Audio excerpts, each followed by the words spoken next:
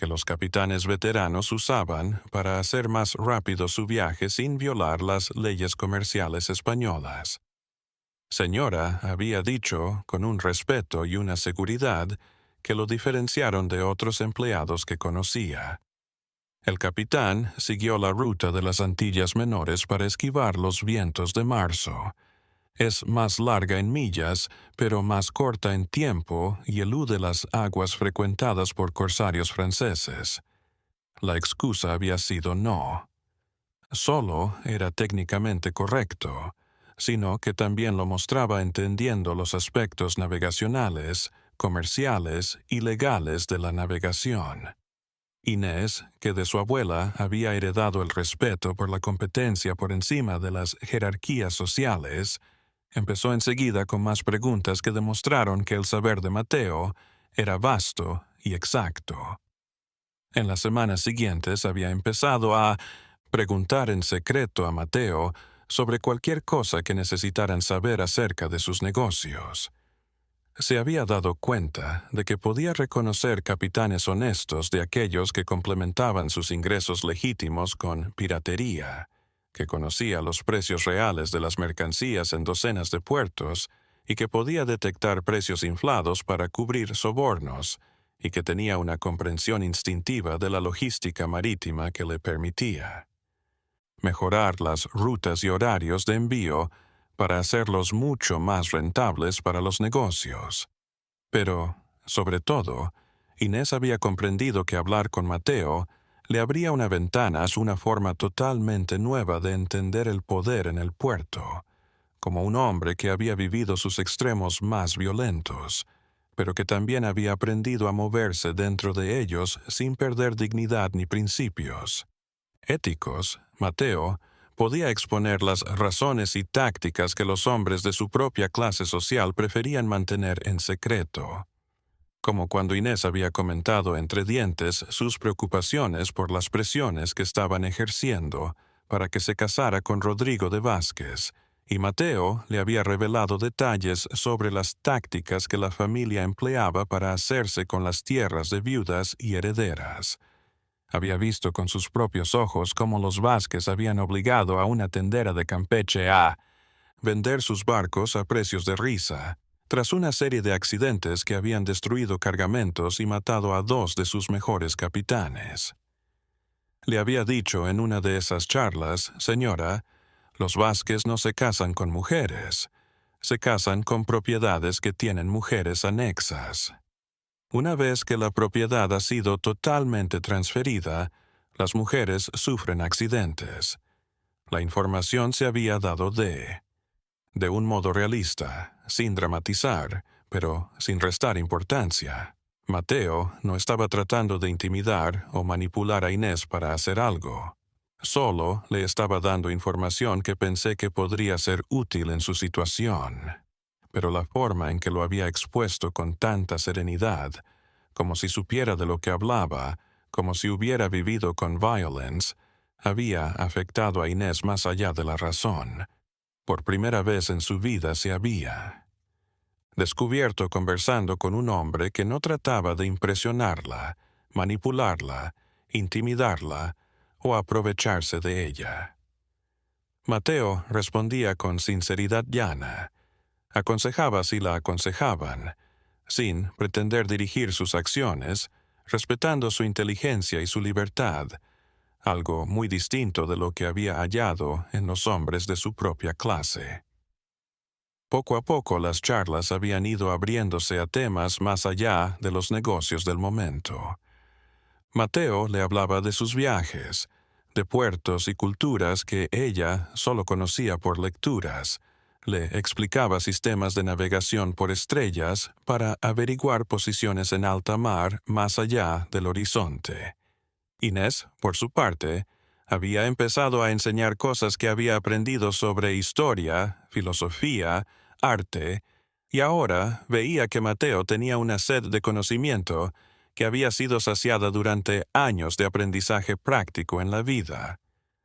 Un lugar de aprendizaje. El punto de inflexión en su relación se había producido cuando Inés se había sorprendido a sí misma deseando hablar con él más de lo que había deseado hablar con nadie en el pasado. La comprensión había sido emocionante y aterradora a la vez, porque significaba que había desarrollado sentimientos que iban más allá de las categorías sociales que habían marcado todas sus relaciones anteriores con hombres. No había sido un reconocimiento repentino y romántico del amor que leía a escondidas en las novelas europeas. En cambio, había sido el darme cuenta de que había encontrado a alguien con quien podía ser yo misma, sin miedo al juicio, totalmente vulnerable, sin temor a ser aprovechada, sin tener que ser alguien que no soy, sin tener que actuar o manipular.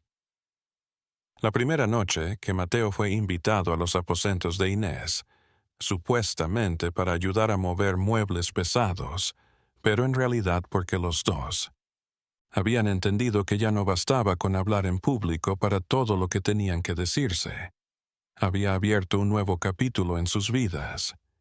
Inés había preparado la cita, no porque fuera calculadora o manipuladora, sino porque instintivamente sabía que lo que estaba por ocurrir cambiaría el curso de sus vidas para siempre. Y llevaba puesto un camisón de seda blanca que había, de su madre. Había encendido velas perfumadas con aceites que su abuela le había enseñado a preparar para rituales, y había dispuesto vino y frutas en una mesita junto a la ventana del puerto. Mateo había dicho cuando llegó, visiblemente nervioso, pero decidido a mantener la calma: creo que ambos sabemos que esta conversación va a alterar el curso de nuestras vidas en formas que no podemos anticipar.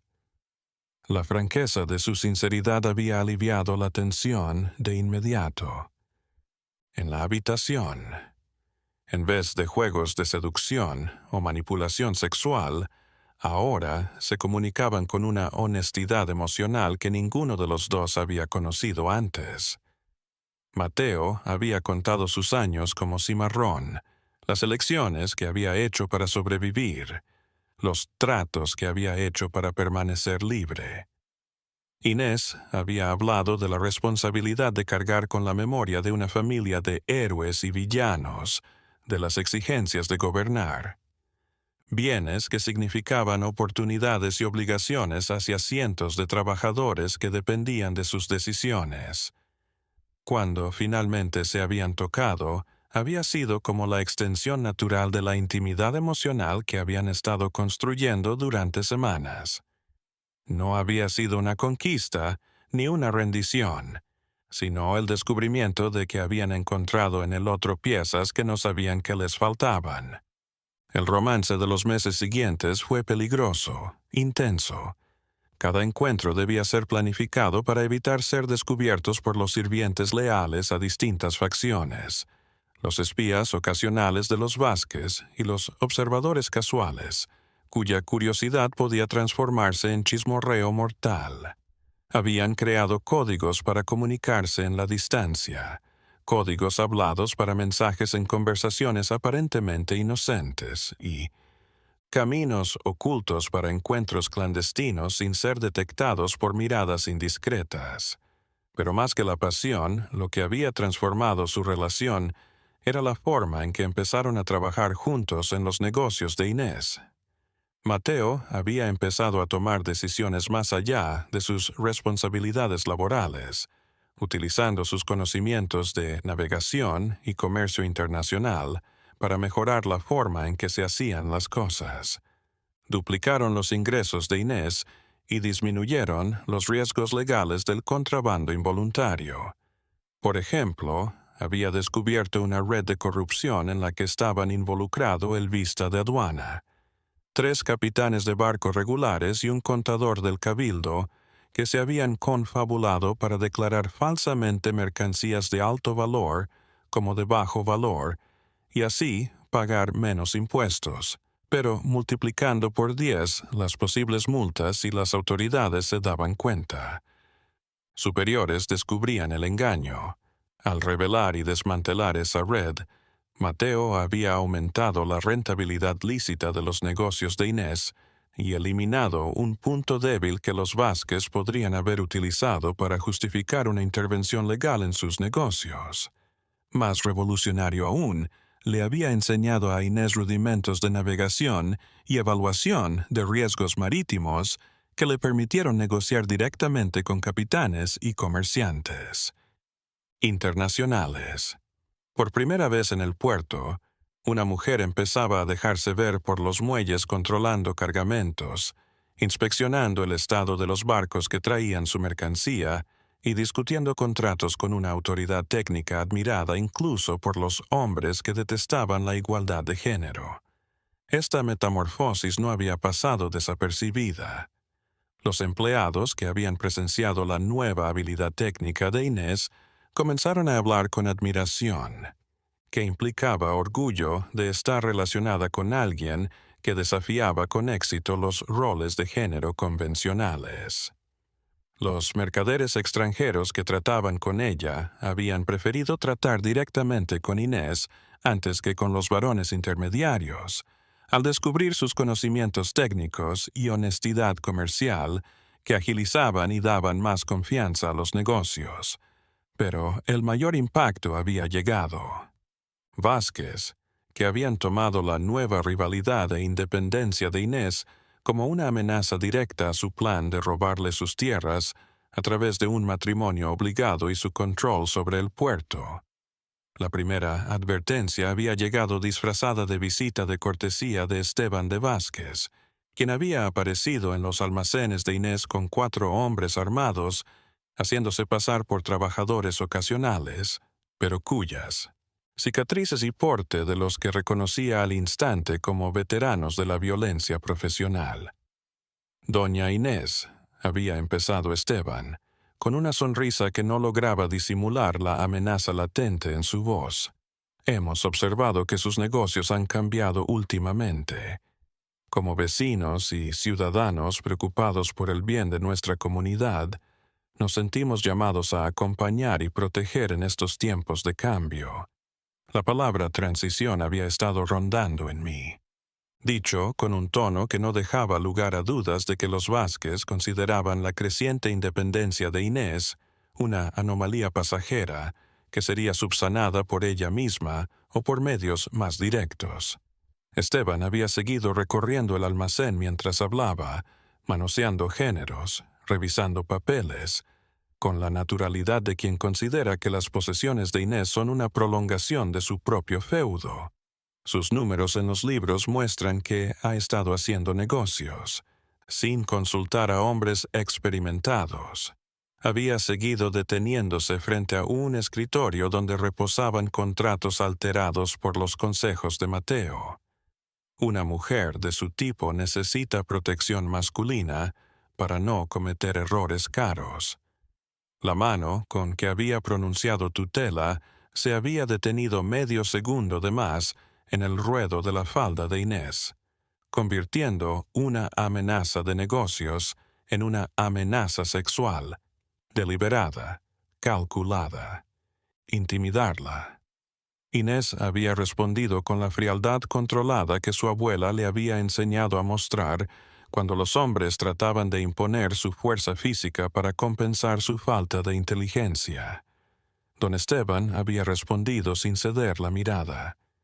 Gracias por preocuparse por mi negocio, pero, ojo, esos números son aumentos enormes en la rentabilidad y eficiencia de mi negocio. Si eso le molesta, tal vez el problema no sea por mis decisiones, sino por mi comprensión de los negocios actuales. La respuesta había sido calculada no solo para rechazar las insinuaciones de Esteban, sino para dejar claro que cualquier batalla futura se libraría en el terreno de la mente y la ley, donde los habituales poderes masculinos de la fuerza bruta serían menos relevantes. Había sido una declaración de guerra disfrazada de cortesía social, y ambos lo habían entendido. Esteban había reído, una risa como un ladrido de perro enojado que alertó a sus compañeros armados de que las cosas estaban entrando en un territorio en el que podrían necesitar sus habilidades especializadas. Señora había susurrado, su voz más aterradora que un grito. Los errores de entendimiento se pueden enmendar. Los errores de juicio son para siempre. Aquella noche Inés no había dormido. Se había quedado despierta contando respiraciones, evaluando amenazas y elaborando tácticas de supervivencia que iban más allá de la resolución de conflictos estándar. Había llegado a la conclusión de que los Vázquez la habían marcado para eliminarla del camino de sus objetivos, y cualquier resistencia pasiva solo conduciría a una escalada gradual de violencia hasta que se encontrara en una situación donde la supervivencia fuera imposible. La mañana siguiente la Vétala la había buscado en el muelle, con una determinación que había asustado a cualquiera que la conociera lo suficiente como para reconocer las señales de que había tomado una decisión que cambiaría el curso de todo lo por venir. ¿Cuántas cabezas tiene una hidra?, había preguntado de repente, mirando hacia el Golfo de México como si pudiera ver más allá del horizonte hacia lugares donde las reglas de la sociedad no se aplicaban. Mateo la había estado mirando, notando en su postura y rostro las señales de alguien que había llegado, hasta el punto en que las decisiones seguras habían desaparecido y solo quedaban opciones arriesgadas. Menos que un apellido poderoso había respondido, captando al instante que la pregunta no era teórica, sino práctica. «Necesito que viva», había dicho Inés con una sencillez que disfrazaba la complejidad y el peligro de lo que proponía. «Ya lo intento», había respondido Mateo, pero con el tono de alguien dispuesto a escuchar sugerencias que pudieran implicar técnicas de persuasión. Supervivientes más feroces de lo que había empleado hasta entonces. «Entonces, cásese conmigo», había dicho Inés, riendo por lo absurdo y llorando por darse cuenta de que solo una alianza total podía darles una oportunidad de sobrevivir a las fuerzas que se estaban reuniendo en su contra. Mateo no había respondido. Había mirado al cielo buscando constelaciones invisibles en la luz del día, como si estuviera navegando hacia una decisión que cambiaría para siempre el curso de sus vidas. «Si nos casamos», había dicho al fin, «no será para que la ley nos ampare. La ley está vendida a hombres como los Vázquez. Será para que el miedo no dicte nuestra voluntad». «Eso dije», había respondido Inés. Y en esa respuesta había entendido que se habían declarado una guerra en la que la única forma de ganar era exterminando por completo a sus enemigos. La boda secreta se había planeado con la precisión de una operación militar. Había ocurrido en la trastienda de uno de los almacenes de Inés, entre sacos de añil recién llegado de Guatemala y cajas rotuladas con caracteres chinos que contenían sedas y especias para clientes de México City.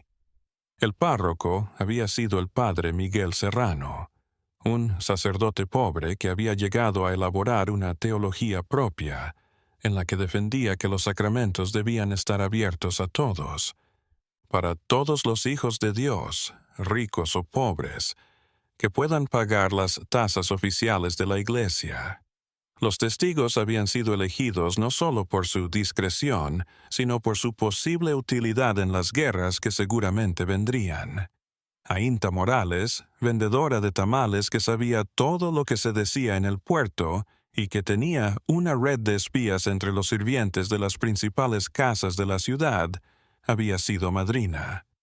Lázaro Mendoza, capitán mestizo que navegaba sin bandera, pero reconocido por marineros de todas las naciones por su habilidad y código de honor, había firmado de testigo principal Clara Jiménez, partera afromexicana que atendía partos de todas las clases y que conocía secretos familiares capaces de derrocar gobiernos si salían a la luz. Había rozado con el dedo la pila de agua bendita, murmurando que él, Mar guarda este secreto mejor que los hombres, y que los hombres respeten lo que el mar defiende. La ceremonia había incorporado elementos más allá de la liturgia católica.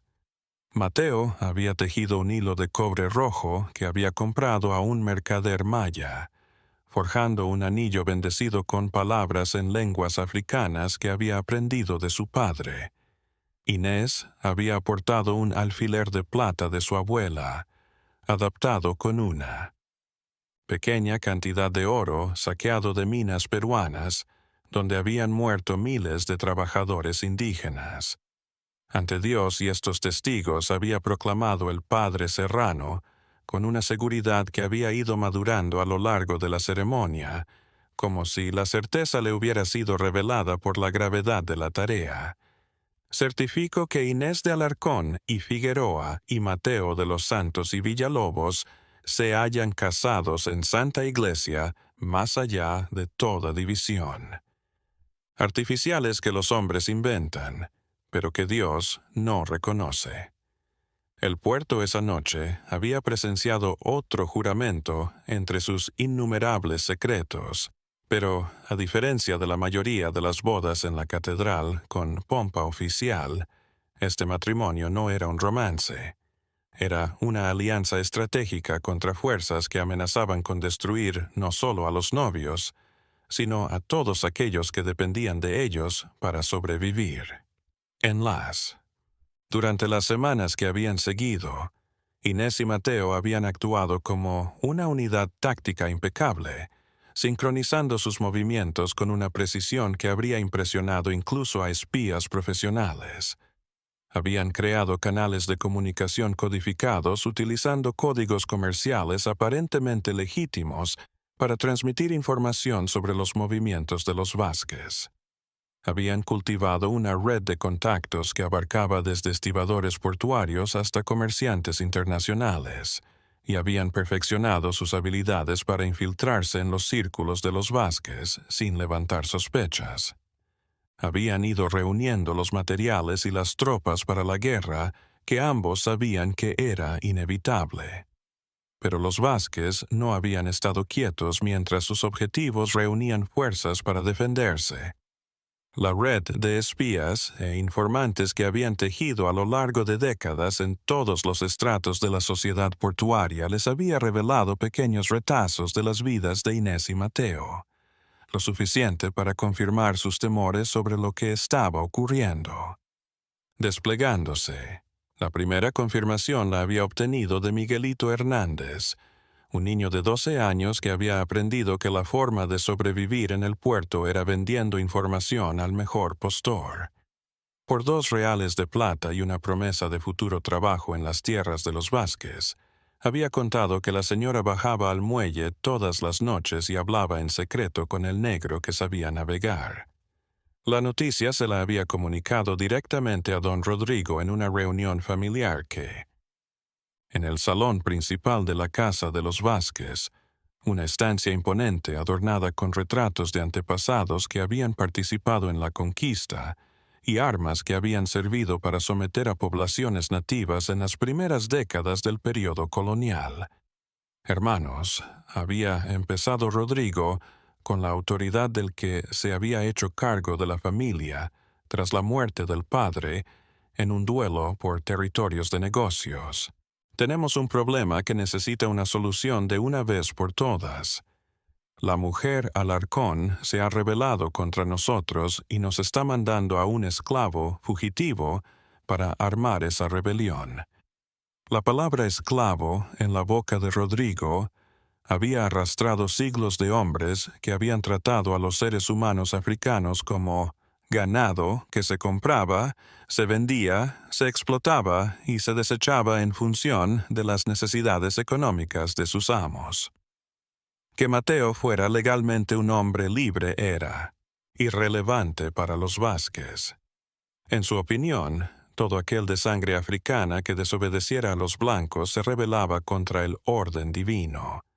La cosa es más seria de lo que a primera vista pudiera parecer. Había seguido paseándose ante una ventana que dominaba el puerto, por donde veía partir y llegar navíos cargados de riquezas que él creía que debían estar en sus manos. Si dejamos que una mujer siente un precedente de... El puerto de Veracruz sangraba por heridas que nunca cicatrizaban. El aliento salado y sudoroso de siglos arrastraba consigo susurros de cadenas arrastrándose sobre cubiertas mojadas, canciones de marineros borrachos rezando a vírgenes de puertos lejanos, el golpeteo constante de cajas marcadas con símbolos más honestos que los libros de historia. Las campanas de la parroquia de la Asunción ya estaban aburridas de sonar a cada hora, pero nadie en el puerto creía en el reposo, porque Veracruz no. Dormía, fingía dormir y contaba monedas manchadas de sangre seca y lágrimas de esclavos. En ese teatro de supervivencia donde cada día era una negociación con la muerte, una familia marcaba el ritmo de la ciudad como tambor mayor en un cortejo fúnebre. Los Vázquez.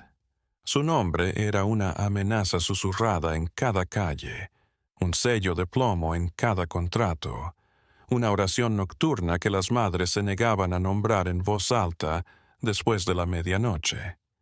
Pero antes de seguir con la historia, te cambiará la vida.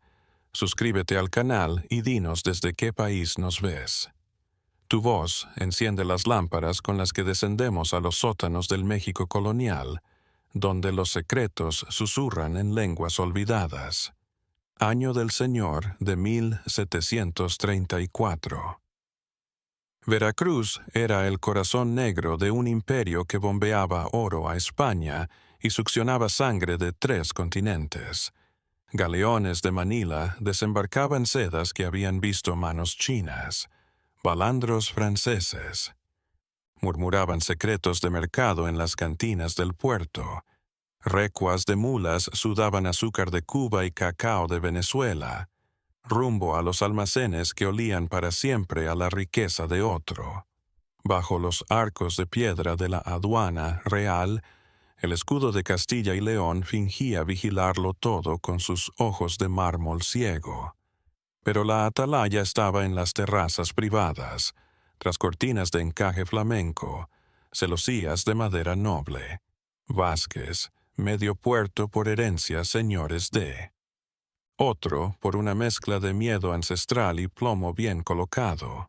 Don Rodrigo de Vázquez y Salcedo recorría el puerto como un rey sin corona, con la altivez de los hombres que conocen el poder y no necesitan mostrarlo, robusto como un banquete y el trabajo de otros, con la barba recortada sobre unos dientes pulidos con jerez y unos ojos pequeños que tasaban el alma de cada ser que se cruzaba en su camino. Su sendero, sus dedos, cargados de anillos con piedras arrancadas de minas americanas, se movían sin cesar como si contara monedas invisibles o acariciara cuchillos invisibles.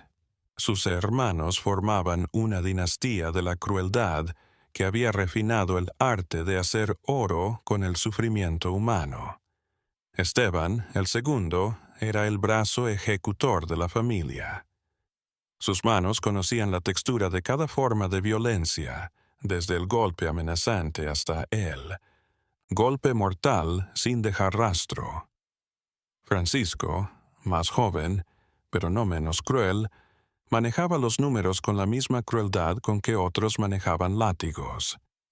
Podía calcular cuánta hambre hacía falta para que una familia aceptara un préstamo usurero, cuánta desesperación para que un padre vendiera a su hija, cuánto miedo había que tener para que un testigo cambiara su testimonio en la corte. El hijo mayor de Rodrigo, Tomás, era la nueva. La crueldad era su elemento natural, aprendido como otros niños aprenden latín, y había cultivado un sadismo refinado que mezclaba la impaciencia de la juventud con la experiencia de siglos de opresión. A los 23 años ya había asesinado a 2 hombres en defensa del honor familiar y violado a un número indeterminado de mujeres que trabajaban en las tierras de los Vázquez, delitos que eran ocultados por la red de complicidades que la familia había tejido durante décadas en todos los sectores de la sociedad. Los escalones del poder colonial. En este contexto de poder absoluto y corrupción institucionalizada, doña Inés de Alarcón y Figueroa era una anomalía peligrosa, una mujer rica en un mundo que se proponía despojar a las mujeres de toda autonomía. Había nacido con el apellido como un faro y como un grillete, heredando la misión de perpetuar un linaje que se remontaba a los primeros conquistadores extremeños, aquellos desesperados que habían atravesado. El mar trae solo avaricia, enfermedad y destrucción. A su edad, Inés se hallaba en la situación inusual de no tener padre, tíos ni hermanos que pudieran reclamar la custodia legal sobre ella y sus bienes. La muerte prematura de todos los varones de su familia muertes, que algunos chismosos atribuían a una vieja maldición familiar, otros a la sífilis y los más suspicaces a una serie de accidentes demasiado oportunos para ser casuales, la había transformado en la única heredera de un imperio que abarcaba la Casa Gris de la Plaza Mayor, los almacenes de la Calle del Mar con mercancías de 3 continentes, acciones de ingenios azucareros en la cuenca del Papaloapan, y un libro mayor que pesaba más que muchos hombres y en cuyas páginas se hallaban deudas, créditos y secretos capaces de derribar gobiernos. La formación de Inés la había dirigido su abuela materna, doña Catalina de Figueroa, una mujer excepcional que había sobrevivido a 5 maridos, y había aprendido en sus viudeces sucesivas que la única diferencia entre una víctima y un victimario era ser el primero en golpear más fuerte que el adversario. Catalina había instruido a su nieta en las habilidades domésticas de una dama española, pero también en aquellas que solían reservarse a los varones. Lectura de contratos mercantiles, análisis de riesgos de inversión, reconocimiento de venenos caseros y el arte de la manipulación psicológica para sobrevivir en una sociedad que trataba a las mujeres como objetos intercambiables. Hija, le había dicho Catalina en una de sus últimas charlas mientras le mostraba a Inés cómo preparar un té de hierbas capaz de aliviar dolores de cabeza o, en la dosis justa, provocar una muerte que simulaba un ataque al corazón. En el mundo existen 2 tipos de mujeres: las que esperan que los hombres determinan el destino y las que escriben el destino de los hombres. Tú eliges quién quieres ser, pero la elección es una sola vez y para siempre. Si Inés hubiera sido varón, nadie le habría discutido su derecho de nacimiento a gobernar sus posesiones y empresas.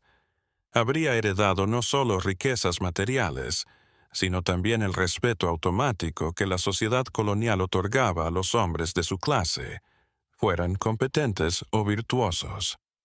Pero el puerto, maestro en hacer, leyes escritas en cuerdas para ahorcar a los rebeldes, recordaba siempre a Inés que una mujer sola era un peligro para el buen orden, una definición legal que en la práctica significaba que su independencia amenazaba a los varones que habían hecho sus fortunas explotando a todos los grupos vulnerables en la sociedad colonial. Los Vázquez, con el olfato depredador de los parásitos triunfantes, habían olfateado esa vulnerabilidad legal como tiburones huelen sangre en el agua. Don Rodrigo había iniciado su cortejo con la misma estrategia que usaba para sus otras empresas de compra. Primero, una revisión exhaustiva de los activos. Segundo, la determinación de las vulnerabilidades del blanco. Tercero, la aplicación de presión creciente hasta la rendición. Y cuarto, la supresión de toda resistencia restante por medios que iban desde la persuasión económica hasta la violencia física directa. Su primer encuentro formal había sido en el salón principal de su casa, un espacio amplio adornado con azulejos de talavera poblana que mostraban escenas pastorales idealizadas que chocaban con la cruda realidad del puerto. Rodrigo había aparecido en su mejor traje de terciopelo negro, y con un séquito que incluía un abogado, un escribano y 2 guardaespaldas armados que se hacían pasar por lacayos.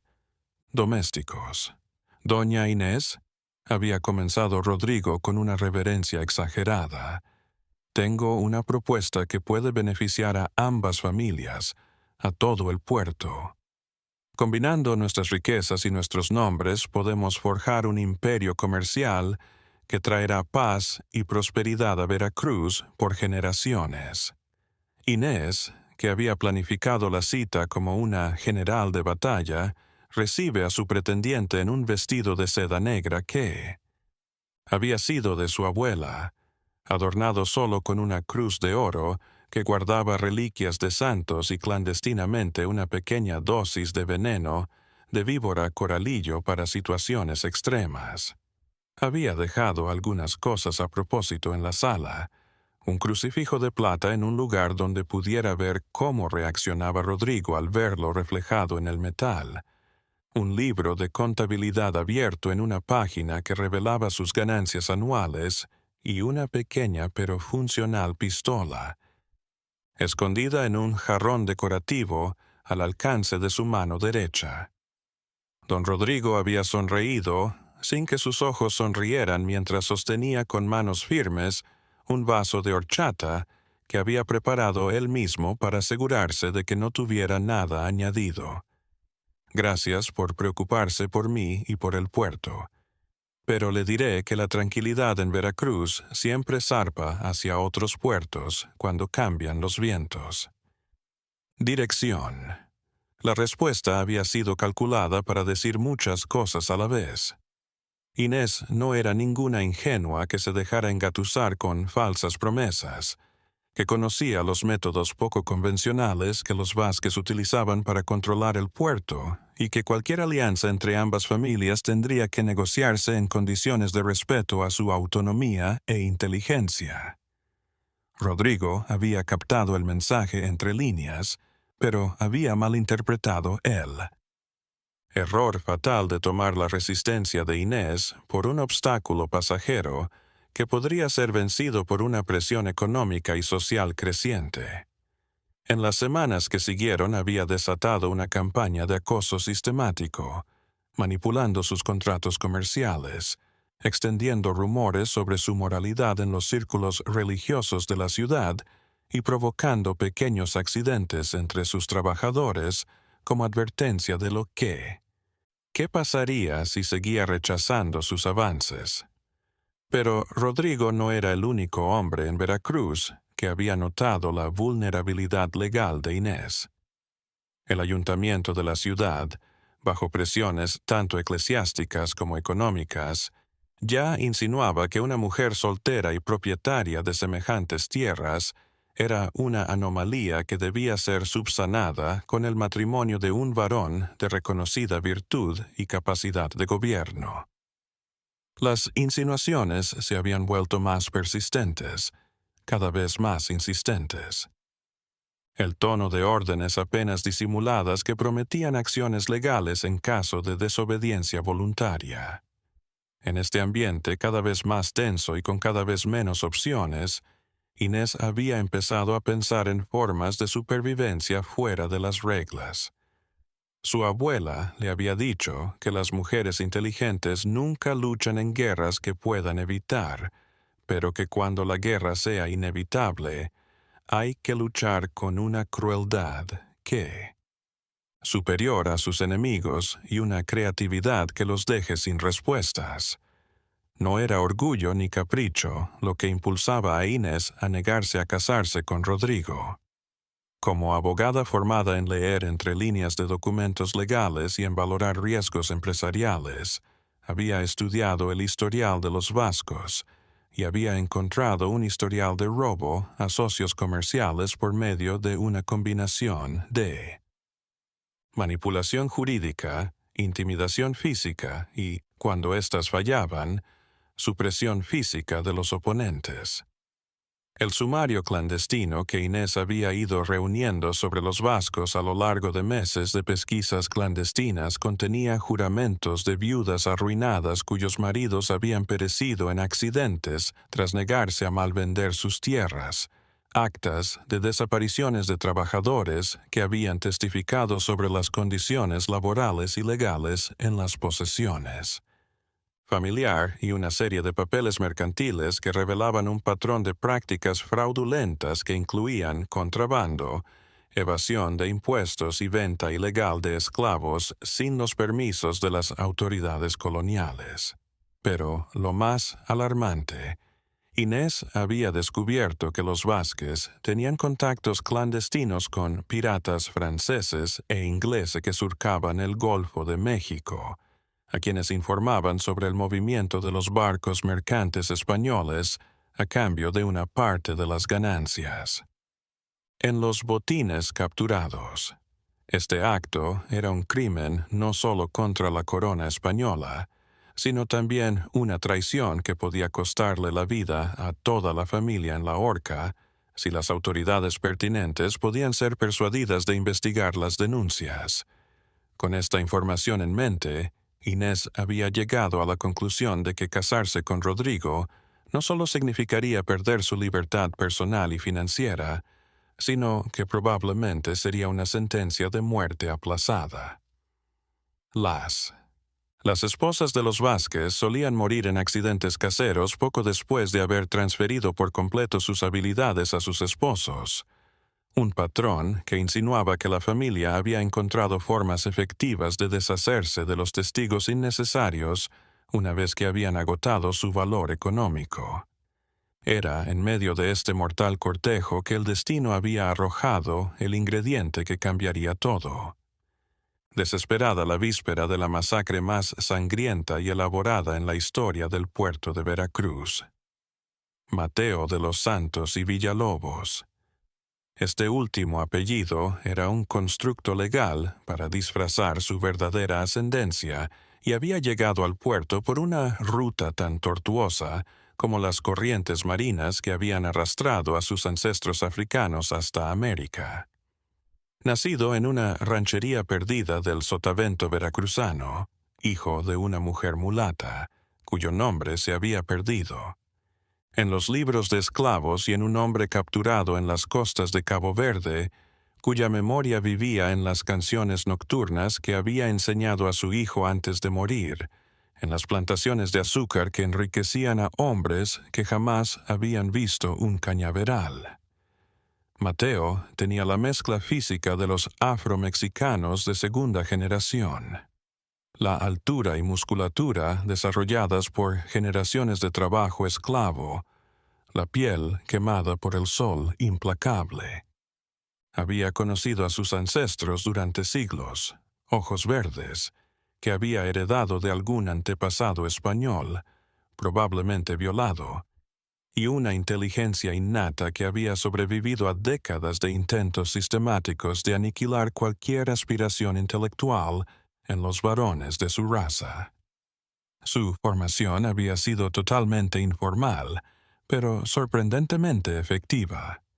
De su madre había aprendido el uso medicinal de plantas tropicales, un conocimiento que contenía tanto ungüentos curativos como venenos mortales que podían ser administrados sin dejar rastro. De su padre había heredado un conocimiento intuitivo de las mareas, el clima y las estrellas que rivalizaba con el de los pilotos más experimentados del Golfo de México. De las calles del puerto había aprendido a hablar francés con mercaderes normandos, inglés con contrabandistas jamaicanos, portugués con negreros brasileños, Veracruz como puerto clandestino para el tráfico de esclavos en contra de los tratados internacionales. Pero la mayor escuela de Mateo había sido su vida cimarrona. Escapó por primera vez de un trapiche azucarero a los 16 años y sobrevivió 3 meses en las selvas del interior, hasta que fue recapturado por una partida de ranchadores, cazadores de esclavos profesionales que lucraban rastreando fugitivos con perros entrenados para olfatear a los negros, olor a piel africana. El castigo había sido cruel. 50 latigazos en público como advertencia a otros esclavos rebeldes, seguidos de 6 meses en las minas de plata, donde las condiciones eran tan inhumanas que la esperanza de vida era de 2 años. Su segunda fuga había sido mejor. Hacía 8 meses que vivía en una comunidad cimarrona que aprovechaba una serie de cuevas naturales en las montañas entre Veracruz y Puebla, una sociedad clandestina de africanos, indígenas y mestizos fugitivos que había creado su propio gobierno, sus propias leyes y su propia economía basada en el contrabando y el ataque selectivo a las posesiones de los esclavistas más despiadados. En esa comunidad, Mateo había aprendido tácticas de guerrilla, fabricación de armas caseras, sistemas de comunicación codificados y supervivencia que incluían matar con las manos desnudas. La tercera fuga había sido la definitiva. En vez de internarse en la tierra, donde las patrullas de rancheros conocían cada camino, cada escondite, Mateo había tomado el mar como escape. Había llegado a Veracruz nadando una noche de tormenta tras saltar de un barco negro que llevaba un cargamento ilegal de africanos recién capturados hacia las plantaciones de Cuba.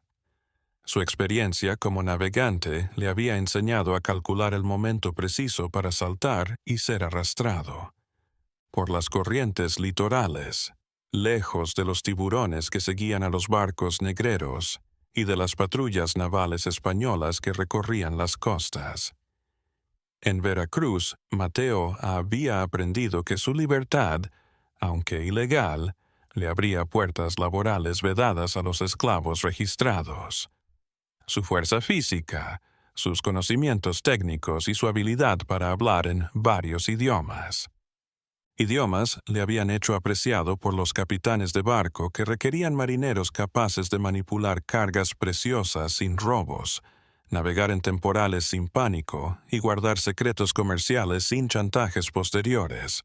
Había navegado durante 3 años en diferentes barcos que tocaban puertos como La Habana, Nueva Orleans, Campeche o Cartagena de Indias.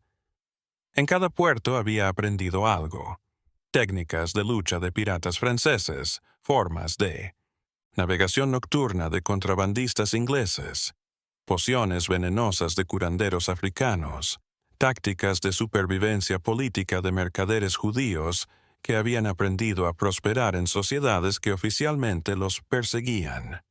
Cuando por fin se había decidido a quedarse en Veracruz, Mateo había ido a trabajar para Inés de Alarcón y Figueroa, tras averiguar que era de los pocos patrones en el puerto que pagaban un salario justo, le daba condiciones humanas de trabajo y no traficaba con esclavos. Su elección había sido tanto pragmática como moral. Necesitaba un trabajo que le permitiera pasar desapercibido mientras reunía fondos para sus propios planes. Pero también deseaba servir a alguien cuyas acciones no chocaran con sus propias convicciones éticas, forjadas en años de exposición a las realidades más violentas del sistema colonial. El primer encuentro de Inés y Mateo se conocieron de la manera más realista, sin romanticismo ni destino de por medio. Inés había descendido ella misma a sus bodegas para examinar un cargamento de telas de Bengala que había llegado deteriorado por la humedad, una pérdida potencial de cientos de pesos y la mercancía no podía venderse a precio completo. Mateo había estado descargando el barco de telas, tan eficiente que había impresionado al capataz del puerto por capacidad de manipular cargas pesadas, sin asistencia y sin estropear las mercancías más delicadas. En la inspección, Inés había observado que las cifras en la hoja de registro del cargamento no se correspondían con las rutas marítimas habituales entre Bengala y Veracruz. En el certificado se señalaba un viaje directo que habría necesitado más tiempo del que indicaban las fechas de salida y llegada, una inconsistencia que apuntaba a errores en el certificado, o, más probablemente, a escalas no permitidas en puertos donde se habrían realizado. Operaciones de contrabando que aumentarían los riesgos legales para todos los participantes en la transacción. Cuando había preguntado al capataz por la anomalía, el hombre había dado respuestas vagas que solo avivaron sus sospechas.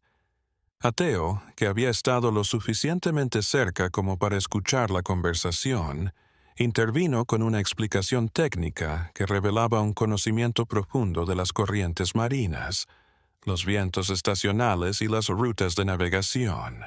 Si resistimos con éxito a sus deseos, animaremos a otros propietarios como nosotros a pensar que pueden negociar con nosotros desde una posición de fuerza. Esteban, el segundo hermano, había interrumpido con una sonrisa que mostraba dientes manchados por años de masticar hojas de coca mezcladas con cal, una adicción que había contraído en un viaje de negocios al Perú y que había cambiado sutilmente, pero para siempre, su carácter, en el sentido de una agresividad impaciente.